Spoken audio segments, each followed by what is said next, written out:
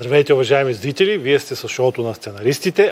Сценаристите сме с един творчески полимат. Полимат, това е личност, която има различни умения в различни сфери. Ти знаел ли си, че си полимат, господин Делян Дъбов? Тази дума за пръв път се чувам честно. Да, между Даже другото, се очудих, полимат. Аз също помислих, викам, що обиждаш, бе? Нали, това е като българския Леонардо филм. да Винчи е бил полимат. Като този българския филм, дето е здрасти интелигенция, викаш, що псуваш, бе? Добре, че не е примат. Нали? Да, значи полимат, това е една разновидност на творчески развита личност в различни сфери. Какъвто е бил Леонардо да Винчи. Сега ние да не се правиме чак на Леонардо да Винчи. Много затова далече така малко да свиеме нещата, защото ти се занимаваш с пеене, с писане, с актьорство, с своя глас използваш в дублажите. Това не знам какво изкуство точно се води. Може би пак актьорско изкуство. Актьор съм. Писането е много преди това. Нали, поезията. Обаче аз в началото не си вярвах, че стиховете ми... Трябваше да се консултирам с доста поети, именити български, да ми дадат самочувствие, пиши, издавай, няма и съмнение. Да, като се появява в... Чакай малко, той поет как ти дава самочувствие? Той си пише за себе си. Значи поезия никъде не се учи по света. Няма как да се учи. Мога да ходиш да заимстваш от някой, да видиш там как реди, нали, ритмиката, обаче той извира от тебе. Да. И най-големият поет да дойде да ти каже напиши нещо, добре, как да го напиша? Поръчка. Да, докато не извира от тебе, дали ще пишеш в квадрат или ще в бял стих, няма никакво значение. Все пак трябва да има послания да го разберат хората. Значи, ако никой нищо не разбира, какъв е смисъл изобщо? Ти за какво... Чакай малко, поезията за какво се пише? За себе, за тебе или за хората? И за мен, и за хората. Основно, поезията, според мен е така, трябва да се пише за тебе. Ти си изливаш твоите виждания, твоите чувства по начин, по който ти го чувстваш. А ако някой те хареса, то затова има харесване, нехаресване, обожавани поети. Да. Ако някой го хареса, го хареса. Това не е много комерциално, не е много... Не е шир потреба. Въобще не е шир потреба. Напишеш нещо, както специално за поезията. Айде малко при романите може да кажеш, аз ще го направя малко по-приключенски, защото сега това се харесва, или малко по-фентази, защото това се харесва, докато при поезията то няма тренд. В твоето полиматство всъщност това ли беше първото? Поезията ли дойде първо? Първо поезията, да. Още от ученик пишех. След това вече се насочих към актьорското кандидатство в надвис. И оттам вече филми, роли, дублажи. Така. Чакай, спомняш с първото стихотворение, защото аз моето го помня. Го пратих за... в някакъв конкурс участвах по случай... Сериозно ли беше? Сериозно, по случай български пощи. Не знам колко години български пощи, не знам. Поща, стеца, поща. Пуснах поща, какво беше? Пуснах писмо, чакал пощи, пуснах писмо, чакал го още. Това ми беше. Първо беше Пролет, пак в училище го написах, само че след години си го промених в съвременен време, защото детското писане беше различно. И сега то го има в стихосбирката, но е малко по-различен поглед вече. По-олегна ли е човек или в смисъл кое промени? Римата, защото не ти харесва? Не римата. През призмата на това, че пролета дава новорождение, дава... С друг поглед го погледнах просто. Чакай, че ми е интересно. Ако искате да го прочета. Кратко е. Супер, защото ми е интересно да видя едно дете как е гледало на пролетта и един вече олегнал човек как гледа на пролетта. Детското го няма, го паса. Добре, ама може да кажеш какво си променил долу-горе. Като го прочета, ще се сета на третия. Да. Защото там има една мисъл за това, че човек... Гледа, сега ще чакай къде беше, 90... Ето. Сега ще видите кое е по-различното, ще го усетите. Пролет. Смирено се отегли мракът в 5:30 сутринта. Едно кукиче изкокети кратко с нова бяла шапка над снега. Връбци изнесоха премиера след зимното мълчание в концерт. Разпяваше ги слънцето, намерило службата да свети по-напред. Така, новия поглед. Ревю по улицата тръгна на деколтета, бицепси, бедра. кварталната градинка се усъмна, в съседски клюки бира и игра. Цикория в лилавата си рокля развихри танц на пролетта. Кавалери я оглеждаха наоколо, заедно да сетят радостта. Значи, понеже си мой набор, да ти кажа, че с това стихотворение нямаше да станеш ни пионерче, ни комсомолец. Да, в училище за кавалери я ухажваха, нали? И деколтета нямаше как. Това е новия поглед. Предпочитах да го прочета, нали? Да, хубаво е. Пораснал си. Нормално идва пролет, вече желания, нали, за живот. То в един момент, като пораснаш още малко и това желание се. Но да не дава Господ, да сме още далече. Казват, че поет всъщност може да си и най-млад поет. Може да си и на 16 години да си дори гениален поет, докато за писател трябва да ми известно време да придобиеш опит. Ти с поезията по един начин ли я чувстваш, когато си бил на тези години и сега малко, когато си събрал опит? Искам да цитирам една мисъл на известния американски поет Алън Гинзбърг. Той казва така: поетите са прокълнати, но виждат с очите на ангелите. Един вид поезията носи страдания, независимо дали си млад или поне аз така мисля. Нали. Има страдания в хората, които пишат. Но има чистота. Но виждат с очите на ангелите. Един вид пречупват живота, виждането си за Вселената през друг поглед, с тия метафори, нали?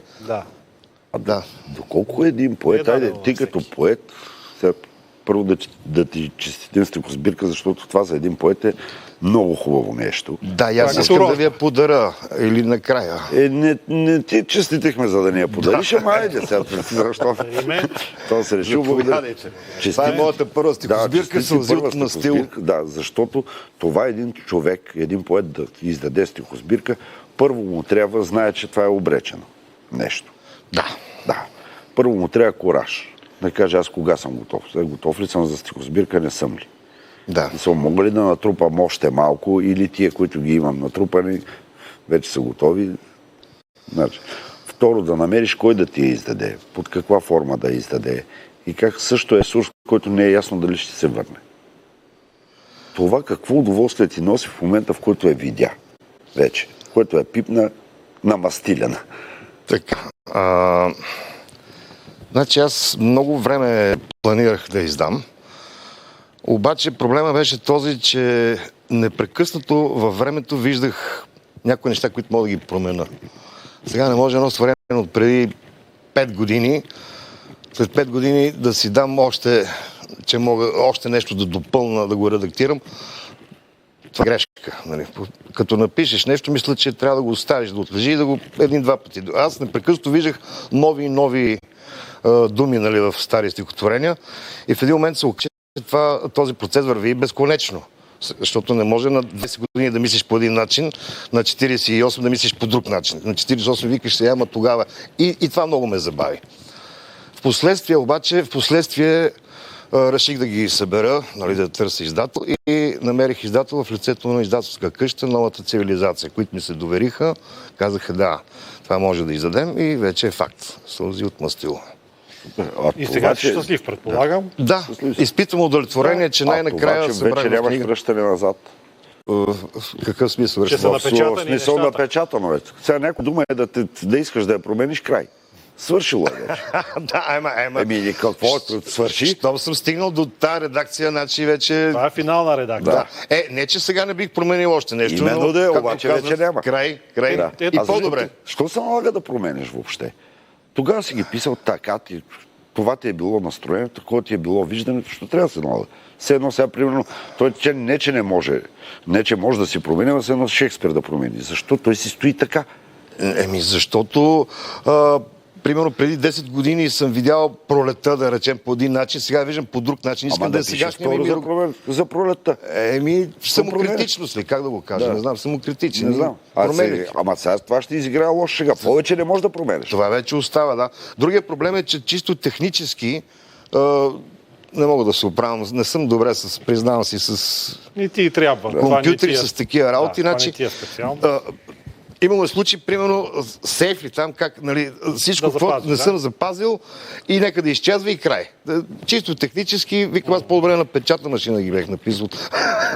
Ама сега има изкуствен интелект. Казваш му, запази ми го, смисъл, нищо не прави, само говориш. Не борава с изкуствения интелект. Остава и той да почне да твори, и той вече и твори. Той твори, даже печели конкурси. Понеже виждам, че доста си играеш с думите, например, ето това словосъчетание сполу, здраво, мравешко усилие. Как ти идва това нещо? Защото това наистина трябва да имаш и фантазия, и усет, за да го напишеш. Сполу, здраво, мравешко усилие. Да. Мисъл, мравешкото усилие, нали, всеки го е виждал. Там влачи, нали, бръмбал, сламка, всеки виждал. Имам и други думи. Да, имаш, просто ги нареждаш по някакъв интересен начин. Да, литературният критик Юлий Орданов, който е автор на предговора, каза, че не е беда, а вие също казахте, нали, че в поезията не е беда да си слагаш и такива словосъчетания. Имам в едно стихотворение сълза в слънце залязващи очи. Няма такава дума слънце залязващи. Да. Но звучи красиво. Да, слънце залязващи очи. Защо трябва да казвам очите на слънцето залезаха? Да. Сълза в слънце залязващи очи. Имам и други такива думи, не мога да си спомня в момента. Между другото, това е красотата на българския език. Айде, опитай се да слънце залязващи очи, да го преведеш на някакъв друг език, да видим какво ще стане. И не само тази дума. Да, понеже стана дума за тази дума. Има ли нещо особено? Да, има ли нещо особено в българския език, защото ти наистина много добре боравиш с него, което за поетите е, как да кажа, като манна небесна.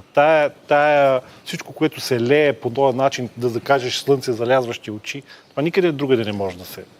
Български език е изключително богат и аз много го обичам. Той е богат на изразни средства. Вземете думата благодаря. Благодаря. Това са две думи в една. Нали? Като кажеш благодаря. Да. Това излъчва светлина. Благо ти даря. Нали? Да. Или думата споразумение. Да. Това е типично българска дума. Защо трябва сега, нали, ние оговорим споразумение. Да. Разум. Да. С разума. Единение в мислено. Обаче с тама се казват много неща. Двете страни се споразумяха. И те са много примера в момента. Не мога да...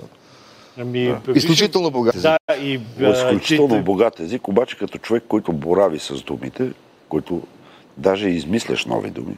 Между другото, Вазов е измислял доста думи. Не че те сравнявам, далеч съм отмислил. Нескромно е, да. Казвам, че ето, че стана въпрос за Вазов, той, да речем, във всичките си произведения използва 50 000 думи. Изключително богат речник е имал. Богат.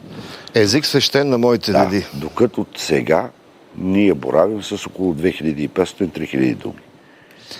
Знаете ли, бедата е, че... Губи се това богатство, което го имаме, за което говорим. Виж, че го заменяме с някакви чуждици. Нормално е, нали, понеже навлизат и нови технологии, понеже отворихме се към другия свят. Нормално е да ходим, да привнасяме. В рамките на нормалното, защото то вече малко излиза извън нормите. Надписи на магазини, на всичко, нали, използване на думи от интернет. Нали. Гледах случайно едно интервю, един млад изпълнител, не си спомням как се каже. Половината му думи не разбрах. Тя го пита нещо, той след като ремейквах кавара на някакви такива... И това не те ли... Подразни ме. Не те ли притесняват? Задразнене дразни. Особено по-старото поколение. Като нас нормално е да ни дразни. Но той има и нещо притеснително. Винаги ги е имало нови думи да внесат. Примерно след освобождение от турско робство, като са тръгнали вече, нали, свободна търговия, оттам е думата, защото не си харесваме нещо. Думата нужник. И оттам като ходиш от клозет, от затвора и клозет. Това е привнесена дума. Не само тя, и турцисизми има много, особено в кухнята, нали, в готварството има турски думи. Нормално. И руски думи. Да, нали. Съвсем нормално. Русизми страшно много има. Сега навлизат тези, но ние не правим нищо, за да по някакъв начин да запазим и нашите си думи.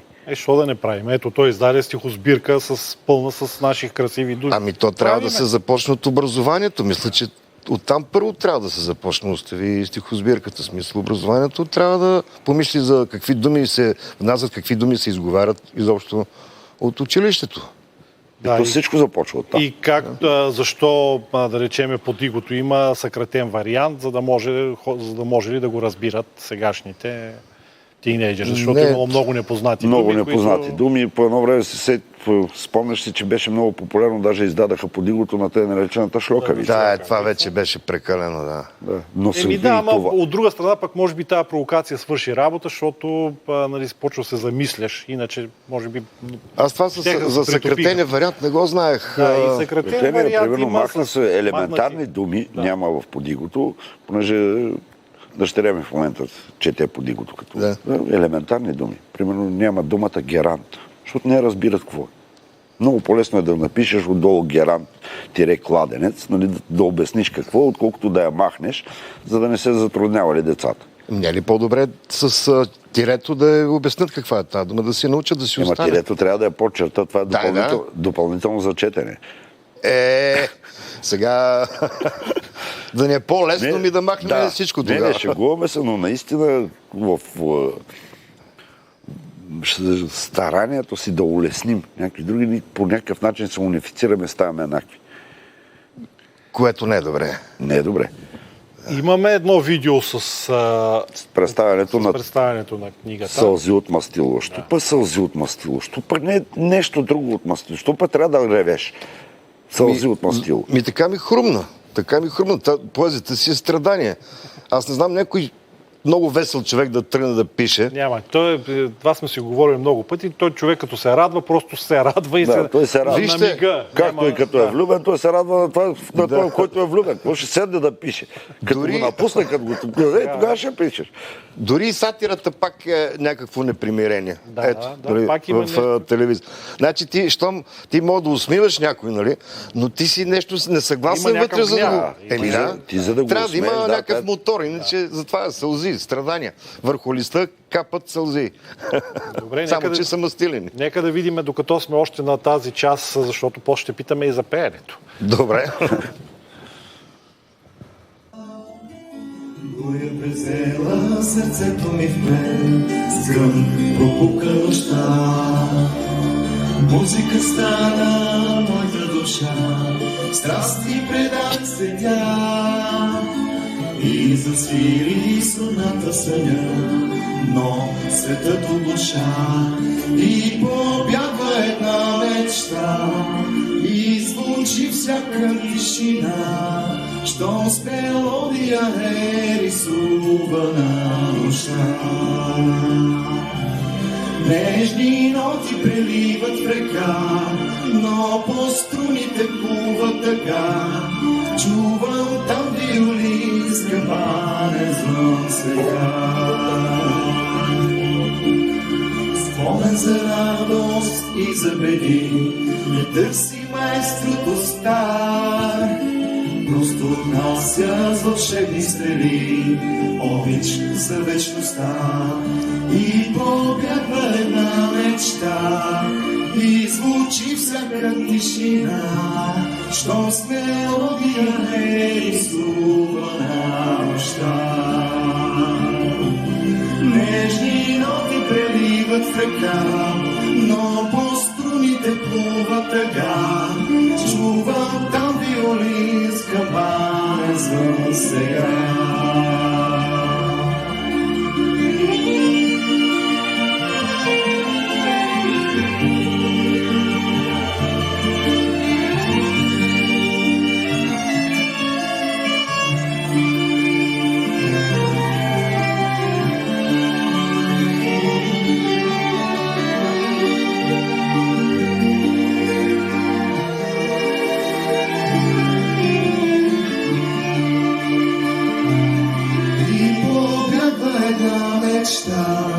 И звучи всяка тишина, що с мелодия е рисувана нощта.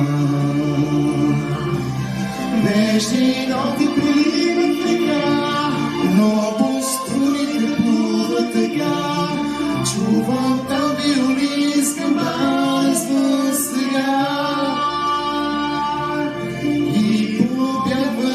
мечта и звучи всяка тишина, що с мелодия е рисувана нощта.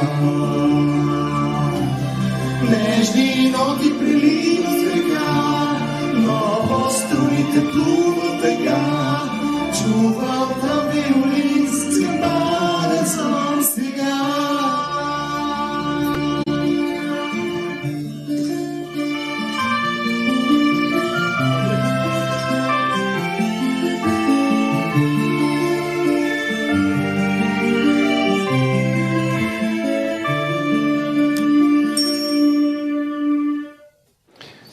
Ти си пееш като Дони. Значи, има нещо в това, което ти правиш. И друг ми каза, че на Дони прилича малко. Много прилича, да. Много като прилича. стил Петър Попов от това, защото той ми прави аранжимента и при него я записвах. Тук на живо песента. Добре, а може ли си да станеш и ти като Дони? Имало ли усещал ли си някаква такава, някакъв порив? Айде, то качествата вече са съвсем различно, но такъв порив да бъдеш такъв изпълнител.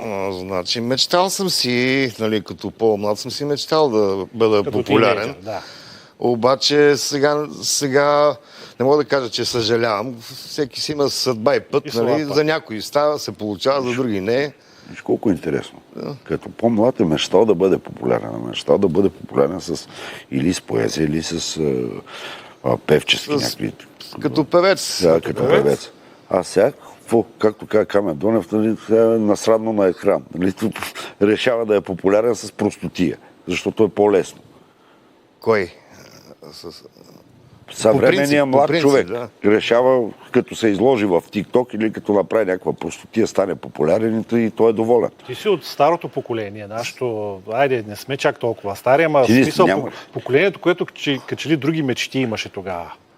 Да станеш популярен, да станеш популярен с изпълнител. Не на всяка цена, нали? Не на всяка, но с нещо градивно. Сега опитвам се да ти обясня, че сега TikTok знаеш ли какво? Знам, но не ползвам. Да, затова не знаеш. В TikTok, колкото повече се изложиш по някаква форма, ставаш по-популярен. Набираш някакви последователи. На тази цена, благодаря. Да, но сега я плащат и то с удоволствие. Са готови да я платят тази цена и казват, да, аз искам да стана популярен. И какъв е смисъл от цялото това нещо? Не мога да ти кажа. Най-вероятно, дори да монетизираш нещо, пак не виждам смисъл. Значи за мен изкуството трябва да е послание към красота, към добро, нали? А не лигавщини. Сега, както казвате, нали, излизаш нещо, се излигавиш и си мега популярен с не знам си колко гледания там. Какъв е смисъл от това нещо? Така, ще продължим този разговор след рекламите.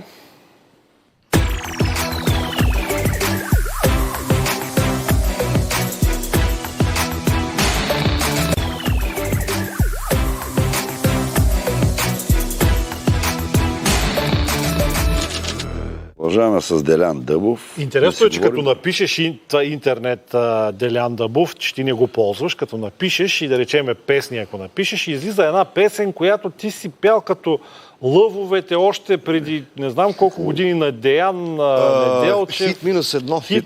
Да, всъщност хит минус едно. Песен написана специално от тебе от Деян Неделчев. Да, подари ми песен. Тогава ти си бил... За да изгрявам. Що не изгря? Да. Що не се насочи на там? То не зависи от мен, просто такъв ми е бил пътя, съдбата. Може би не съм бил достатъчно упорит, вероятно. Амбициозен, вероятно. Най-вероятно повече те е влечало поезията. Най-вероятно не съм знал точно какво трябва да направя. Освен това, една вметка, не че се оправдава, тогава нямаше като сега продуценти, менеджери, нали, и слава Богу. Конкурси, защото сега отиваш на един такъв конкурс, намирате менеджера и ти си отдолу вече направен, как се облечеш, какво ще виси от тук, какво ще изпеш, тогава нямаш такова. Всичко сам трябваше да правиш. И съответно, ако нямаш възможностите да го направиш, да имаш средства за песни, за аранжименти, за музиканти, за костюми, лека по лека започваш да по-малко да се грижиш. Кога дойде? 96-та година в надпис. Добре, надписа, някой трябва да надписа, трябва да някой да те казва, ти що не се насочиш на там? Аз с мисълта, че може би няма да ме приемат, не бях достатъчно уверен. Но знаете ли, когато си по-свободен и ти е след тази дали ще стане и няма да стане, по-добре си изпълняваш монолозите и по-добре минаваш на изпита. Защото ако държиш на всяка цена, нали, ти се притесняваш и не можеш да покажеш всичко от себе си. Аз си викам, сигурно няма да ме приемат, защо да не отида така. Наистина, защо да не отида просто да опитам за себе си, да знам, че съм опитал. Да. И първи, втори, трети кръг, те ме приеха. Актьорско майсторство за музикален театър имаше специалност тогава. Аз за това кандидатствах, защото беше свързано и с пеене. Не само драматичен театър, и музикален театър. Там с какви хора те срещна надпис? Смисъл преподаватели и преподаватели, и твои колеги. Значи, много... човек се учи и се изгражда покрай хората, които са покрай него. Да, много са випускници от тогава, с които учихме заедно, сега в момента са популярни. Любо Нейков, Руслан Маинов, Албена Михова и други. Какво научи от тях? То всъщност ние не сме били в един курс, но сме имали общи проекти, нали, за изпити, за такива работи. Преподавателите също? Преподавателите също, да. По него време Стефан Данилов преподаваше още. Мир на духа му. Има какво да научиш, нали, най-вече за това да се научиш на дисциплина. В изкуството няма 5-6. Днеска мога, утре не мога. Дисциплина. Кога, какво да направиш, колко часа трябва да отидеш. Здравословното ти състояние също трябва да отговаря. Нали, не може да закупонясваш някъде. Не, че не сме правили купони.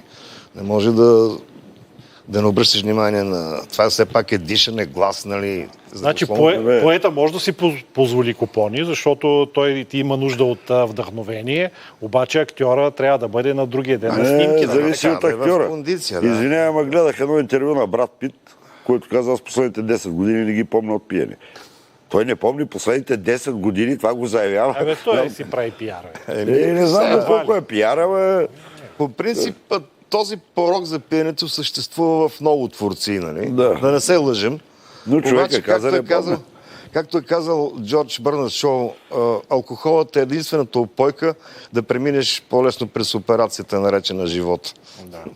Сега доста творци, знаем, посягат, нали? Покъркват. Да. Но може би защото навика така да ти е малко по-отнесено на някъде в пространството. Не, че оправдам това нещо. Да, и при тебе дисциплината е проработила, защото ти, да речем, за чужди продукции, нали си участвал в чужди продукции. Там няма такова нещо, ще дойда, аз съм голямата работа, ще дойда пиян. Общо взето... Първите ми епизодични роли бяха в американски филми. Какво ти харесаха? Ти знаеш, че те по типажи харесват. Какво харесаха в тебе? Имаш ли представа? Може би те трябва да кажат какво са харесали. Обикновено за отрицателни роли, терористи, мутри, такива. Аз не носех тогава така брада. Обикновено отрицателни роли, но това, което видях тогава, аз още от трети курс започнах да участвам в такива продукции, имат различен начин на снимане. По-динамично се случва всичко и няма право на компромиси. Сега тук може и така да мине, нали? Или чакай сега малко почивка. Нали? Не. Всичко трябва да е екзактно и точно. Но има и нещо друго, че те идваха с по-големи екипи, съответно, защото имаха повече средства. И за всяко нещо имаше кой да отговаря. Нали? Като почнеш от продуцента, изпълнителите, стигнеш до ключар или до, нали, който сценичен. Харесва ли тая част? Харесваше ли ти от... Харесваше. Що да ти харесва? Екип и всеки си знае мястото и какво точно трябва да прави. Добре, не убива ли? Това е малко и творчеството или те просто са конкретни задачи и ти ги изпълняваш? От тебе вече... Творчеството си е за актьора и за режисьора. Иначе като екипна работа, защо да убива творчеството? Може би даже да го улеснява, защото творецът няма да мисли с какво трябва да пристигна сега до точка А до точка Б. Тая част ясно организационната. Аз говоря за, да речем, поставят ти някаква актьорска задача и ти казват, това трябва да е направено така. Да. Имаш ли ти право свободата да кажеш, чакай, тук мисля, че ще стане по-добре така. Знам, че в българските продукции това е като че ли по-позволено. В западните има ли го това нещо? Има го, да, отчасти. Ако предложиш нещо много добро на режисьора, го има. Да. Не са чак толкова. В смисъл, от една страна е много хубаво, че дойдоха да снимат такива западни продуценти. Дойдоха големи компании, снимат доста филми. От друга страна, пък от български актьори леко е унизително, защото там гледаш да не те убият. Ако не те убият на първия ден е добре. В смисъл, за да вземеш малко по-голям хонорар. Нали, ние сме масовка общо взето. Това е едно на ръка. Другото... Търсят ни за масовка. Да те отрепят, тук отидеш, там няма актьорска игра. Аз ще застреля, ти ще паднеш. Нали, може да паднеш малко по този или по този начин. Другото, което искам да кажа е, че тези филми се излъчват предимно в чужбина. И ти не можеш да направиш лице. Сега някои се излъчат и в България, случайно ако ги вземеш от... Но тогава, аз си спомням, те правяха се на дискове, излъчваха се в чужбина. Ако всичките си роли събера, може би ще да са малко по-популярни. Аз съм участвал в американски, в италиански филми, епизодични. Обаче, като не се излъчва тук, кой го знае, кое е то? Да. Срещал ли те живота с по-големи звезди някакви западни? С кой? Да, с Бен Кингсли. Имахме роля в психиатрията Стоунхърт, се казваше филма. Изключително добро впечатление ми направи. Да. Звезда, той е носител на Оскар и популярен, световно известен актьор. Но така като се появи на терена, все едно, че нали, си равен с него. Аз малко се притесних. Това е Бен Кингсли, нали? Бен Кингсли, какво? Все пак и той гладнява, сега уважение. Изключително. Даже ми направи ми впечатление, че по-големите звезди се държат по-земно някак. По-земно от тези, защото имаш и неизвестни американски актьори. Да, те са амбициозни да станат големи звезди. Примерно, до вчера бил разносвач на пици, няма лошо, нали? И никой не го познава, но има някаква второразрядна роля и вече в България аз съм кой е той, нали? Да. Докато от ранга на, както казах, Бен Кингсли с Кристиан Слейтър, нали, съм имал с Жан-Клод Ван Дам, те са по-земни хора. Така ми е направо впечатление, да.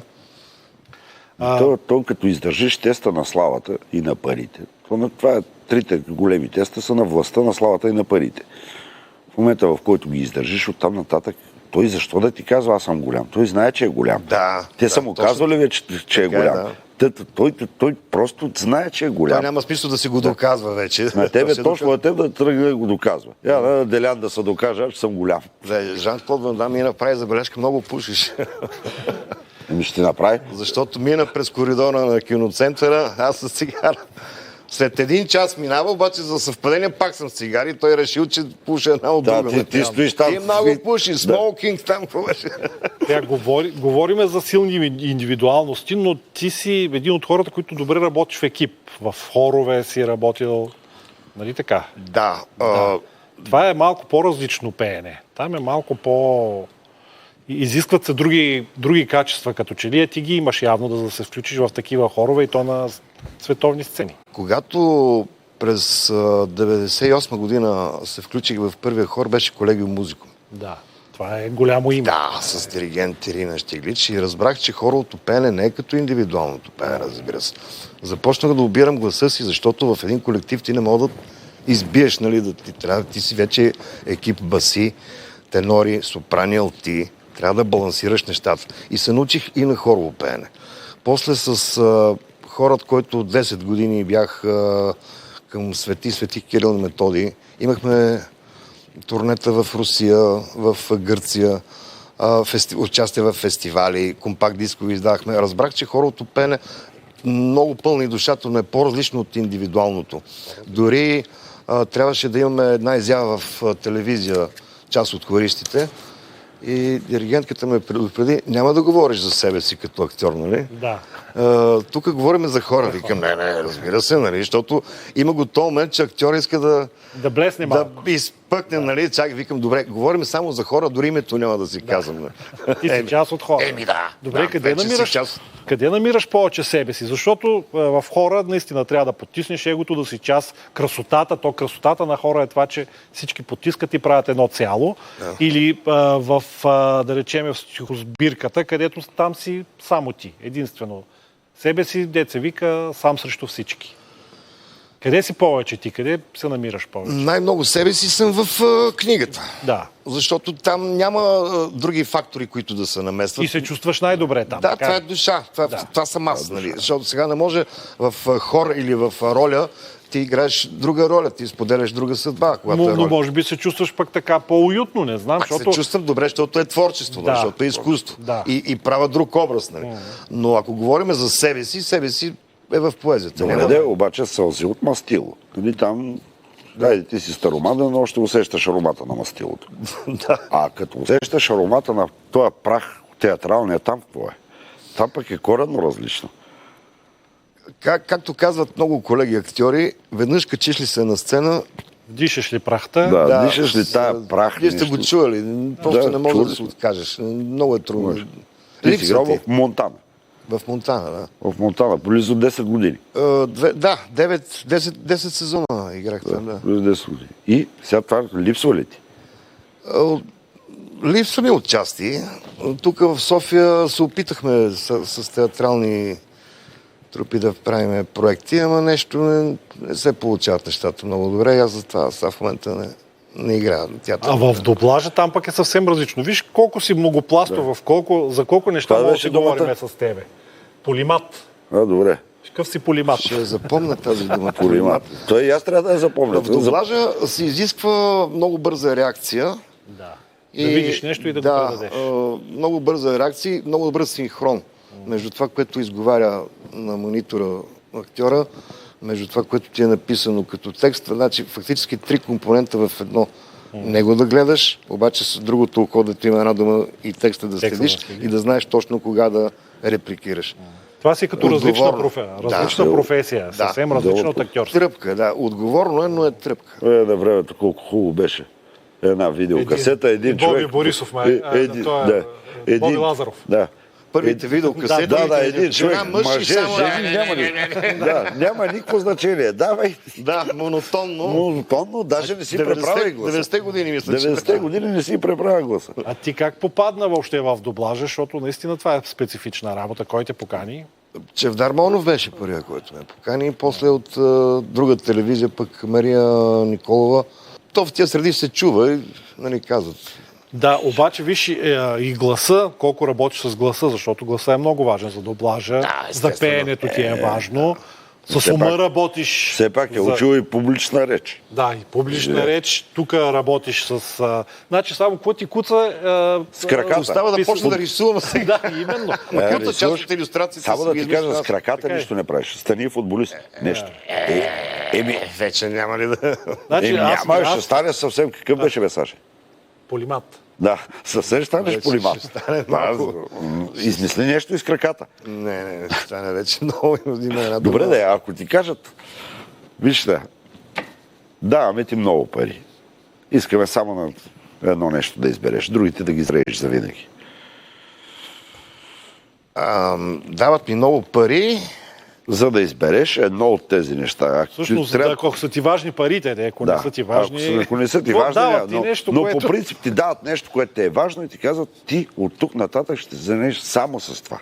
Няма да поглеждаш. Забрави пеене, или забрави актьорство, или забрави поезия. В смисъл, само едно нещо ще правиш. Мисля, че бих продължил да се изразявам по начина, по който се изразявам сега с много неща, отколкото... Какво значи много пари? Не. Бягаш. По-скоро, значи, поет искаш да си. Значи, смисъл да кажат само едно нещо. Само едно. Значи от всичкото това, което си, или зарязваш доблаш, или зарязваш... Не може, избери едно. От полимат ставаш мономат. Ама това за постоянно или ако е някакъв временен проект? До края, вече. До края. Опитваме се да измъкнем. Не, мисля, че няма да се съгласа. За нищо. Какво все едно да кажат, имаш проект за не знам какъв филм, но вкъщи не мога да си напиша стихотворение, така не можеш? Да. Не си струва това. Или пък... Това все едно си продам душата. Да. Това е въпроса. Не бих... Сделка с дявол. Това е сделка с дявол. Ще ми се допее песен, нали? Ама не ти в банята... И няма да пея, защото... Не, ти в банята си пей. Не. Нали, в банята никой не ти казва няма да... Мисля, че няма да се съгласа. Няма да се съгласиш. Така мисля. Значи, имам едно стихотворение за това, дето човек си продава душата. Това е за мен да си продадеш душата за много пари. Да. Което направиха много хора. Не искам да казвам. Те си ги знаят кои са. Душата ми сънува възкресение. Какво възкресение ти сънува душата? Ти си го казал най-вероятно тук, но не сме го чели. Възкресение за любов. Защото тя изчезна в последно време. Любовта нещо стана като разменна монета. Ами Аз си дам, ти ще ми дадеш, нали? Малко така е, затова душата ми сънува Възкресение. В екота на какви въпроси беше, не си го спомням. Един вид, нека се върне любовта като човешко чувство, нали? Единственото чувство при животните, не знам, мисля, че няма любов. Ние малко преувеличаваме това, че станало примерно разменна монета. Тя винаги е била такава. Винаги един дава, друг дава това, но тя не е била... Тя и сега не е търговия. Мисля, ако е търговия, това не е любов. Малко бъркаме понятието любов. В повече връзки прилича на... които си мислят, че е любов, обаче той е аз какво ще дам, ти какво ще ми това, което ние го описваме, това не е любов. Любовта, то е ясно. Всеки се от нас се е влюбвал по няколко пъти и знаеш какво е. Любовта е да даваш без да очакваш да получиш. Докато сега в повечето връзки се вижда, че ти едва ли не очакваш в замяна тя какво ще ми даде. Ама защо го наричаме това любов? Да, връзка е. Да, вид връзка е. Нещо ги свързва. Интереси, пари, каквото. Но защо го наричаме любов? Точно това е въпросът. Защо го наричаме? И аз затова казвам, душата ми сънува Възкресение, да се гледа по друг начин на любовта. Добре, ще ни бъде любопитно какво послание ще ни оставиш в нашата книга. Нека да се разделим за малко с зрителите.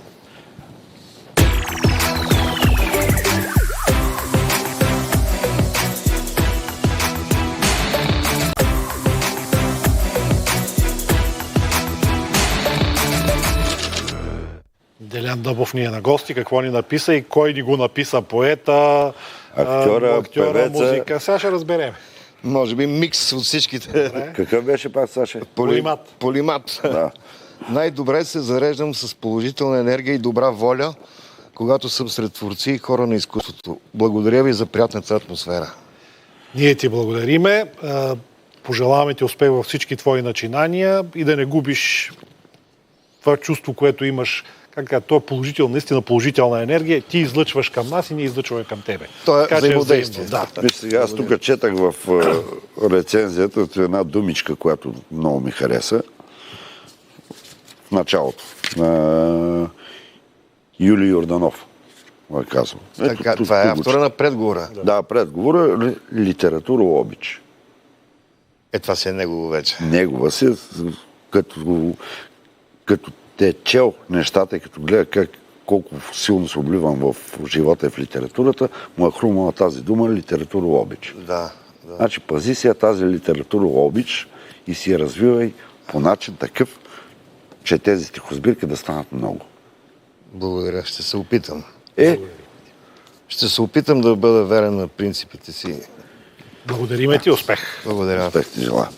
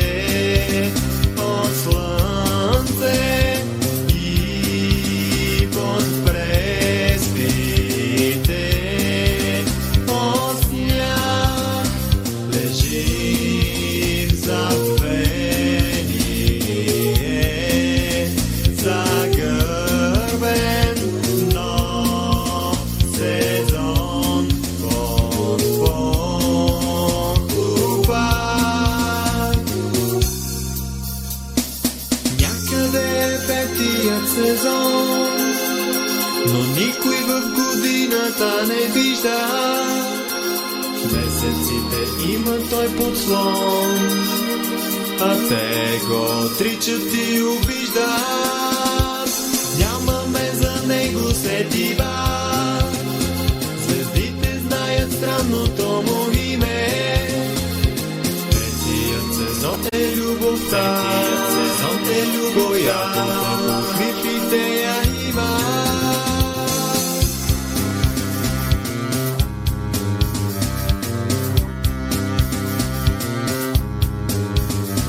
Сезонът няма място и пространство, скитник е без дни и часове.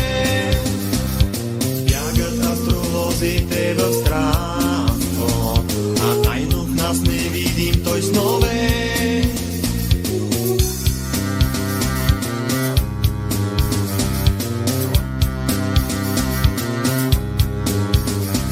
В пролет ли, в есен ли се крие, часовникът не знае за това.